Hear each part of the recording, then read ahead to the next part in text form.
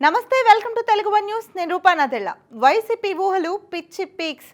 Polling జరగడానికి ముందు YCP why not 175 అని ఊగారు, కానీ పోలింగ్ అయిపోయిన తర్వాత ఓటర్ల రెస్పాన్స్ చూసి వాళ్లకు పరిస్థితి అర్థమైపోయింది.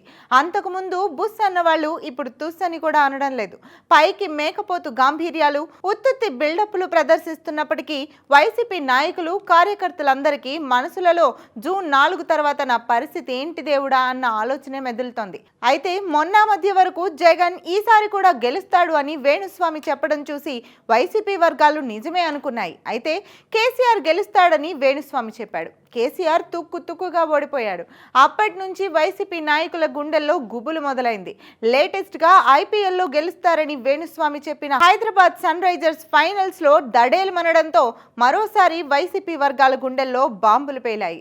మొదట్లో జగన్ గెలుస్తాడని వేణుస్వామి చెప్పగానే మురిసి ముద్దైపోయిన ఈ బ్యాచ్ వేణుస్వామి జగన్ గెలుస్తాడని కాకుండా చంద్రబాబు గెలుస్తాడని చెప్పినట్లయితే ఎంత బాగుండేదో అనుకుంటున్నారు. వేణుస్వామి చెప్పిన మాటల మీద నమ్మకం పోయింది. కానీ ఇప్పుడు వైసీపీ నాయకులు తాము గెలవబోతున్నామనే దానికి మరికొన్ని ఆధారాలను చూపిస్తూ ఆనందపడిపోతున్నారు. ఆ ఆధారాలు ఏంటో చూస్తే కొంతమందికి వైసీపీ నాయకుల మెంటల్ కండిషన్ ఏ స్థాయిలో ఉందో అర్థమవుతుంది. ఆధారం నెంబర్ 1. జూన్ 3వ తేదీ నుంచి దాదాపు 10-15 రోజుల పాటు వైజాగ్లో ఉన్న హోటళ్లన్నింటిలోనూ రూమ్స్ మొత్తం బుక్ అయిపోయాయి. అంటే అర్థం ఏంటి? ఈ ఎన్నికలలో జగన్ గెలవబోతున్నాడు. దాంతో వైజాగ్లో రాజధాని హడావుడి మొదలైపోతుంది. పైగా ప్రమాణ స్వీకారం కూడా అక్కడే జరుగుతుంది కాబట్టి రూమ్స్ బుక్ అయిపోయాయి.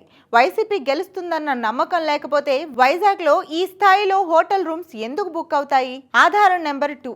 సాధారణంగా చంద్రబాబు నాయుడు ముఖ్యమంత్రిగా ఉంటే వర్షాలు కురవ్వు. అదే వైఎస్ రాజశేఖర రెడ్డి ముఖ్యమంత్రిగా ఉన్నా, జగన్ ముఖ్యమంత్రిగా ఉన్నా వర్షాలు బాగా కురుస్తాయి. మామూలు మేఘాలు మాత్రమే కాకుండా క్యూములో నింబస్ మేఘాలు కూడా ఏర్పడుతూ ఉంటాయి. జూన్ నుంచి భారీగా వర్షాలు కురిసే అవకాశం ఉందని వాతావరణ కేంద్రం వాళ్ళు చెబుతున్నారు. అంటే వర్షాలు బాగా కురవబోతున్నాయి కాబట్టి జగనే మళ్ళీ ముఖ్యమంత్రి అవుతారు. ఆధారం నెంబర్ 3. సాక్షి మీడియా వాళ్ళు ఏపీలో జనం ముందు మైకులు పెట్టి ఎవరు గెలుస్తారు అని అడిగితే జగనే గెలుస్తాడు అని చెబుతున్నారు. అంటే అర్థం ఏంటి? జగనే గెలుస్తాడు. ఆధారం నెంబర్ 4. పోలింగ్కి కొద్ది రోజుల ముందు జగన్ తన నివాసంలో రాజశ్యామల యాగం చేయించాడు కాబట్టి కంపల్సరీ జగన్ గెలుస్తాడు. ఇవే కాక ఇలాంటి వింత వింత ఆధారాలను నమ్ముకొని వైసీపీ వర్గాలు ఊహల్లో బతికేస్తున్నారు.